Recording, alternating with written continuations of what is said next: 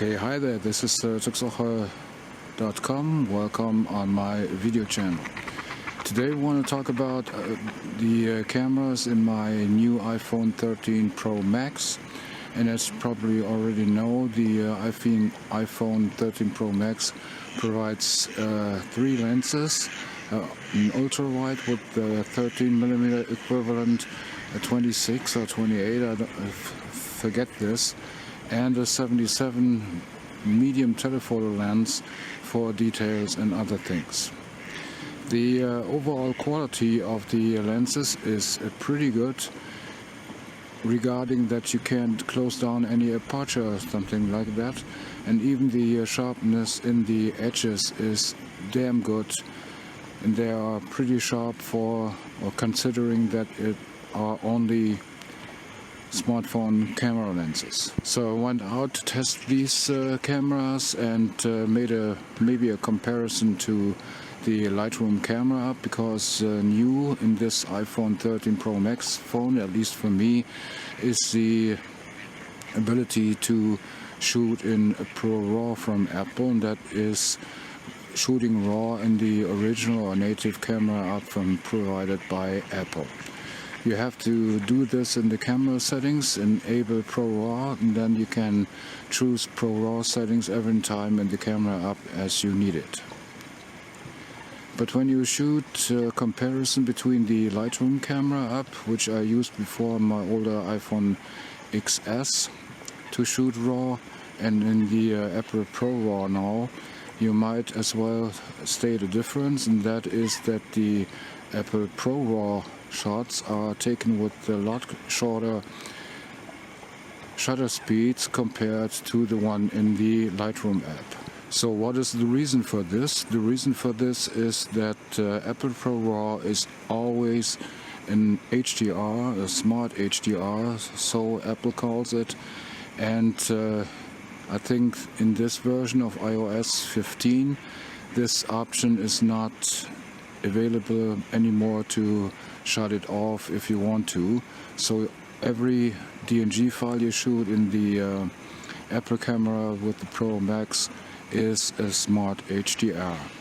And compared to Lightroom a shot, they use 3 or even more shots to combine the images for lightening the shadows and even have detail in the highlights of the image. But on the other hand, here I show you an example of where smart HDR is very useful, that the indoor scene from the shadows in the furniture down out to the other buildings on the other side and to the bright sky, and here smart HDR works pretty good. Compared to regular RAWs like delivered from the Lightroom camera app and probably other camera apps which provide shooting in DNG files, the Apple ProRAW files seem to be over-sharpened a little bit, but you can reduce this sharpening in Lightroom or other image processors if you like.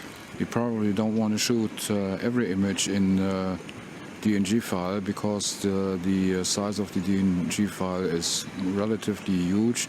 It's about 10 times the size of a JPEG or HEIF file size, so a regular DNG file will result in an image of 25 or 30 megabytes in size of your iPhone. Another thing the iPhones offer is a so-called night mode, and that is the ability to take pictures freehand without a tripod in the night, and I tried this out and the results are pretty good.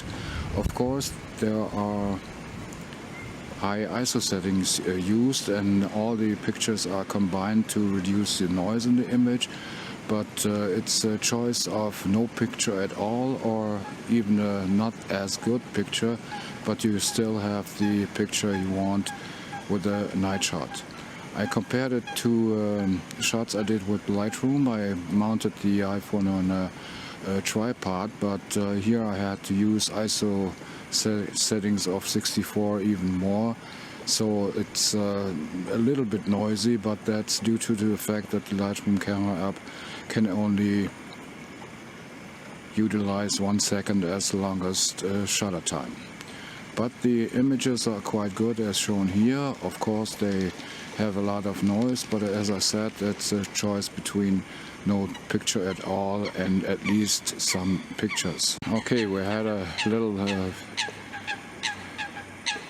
animals in the back, but that were my thoughts on the cameras of the new iPhone 13 Pro Max and the ProRAW format provided by Apple.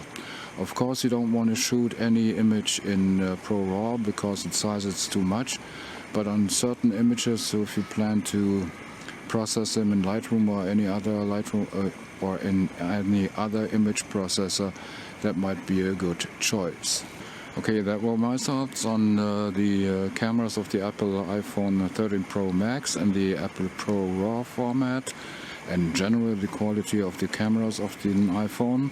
And if you have any questions, you might as well place them in the comments of this video or in the comments of the corresponding blog post. And if this video was a little bit helpful to you, you might think about placing a like on the video, and I surely would appreciate it if you subscribe my channel. But then don't forget to hit the bell down there so you get a notification every time I upload a new video. Okay, that was my video on the iPhone 13 Pro Max, and all I have to say, till the next time, ciao, Tux Oche.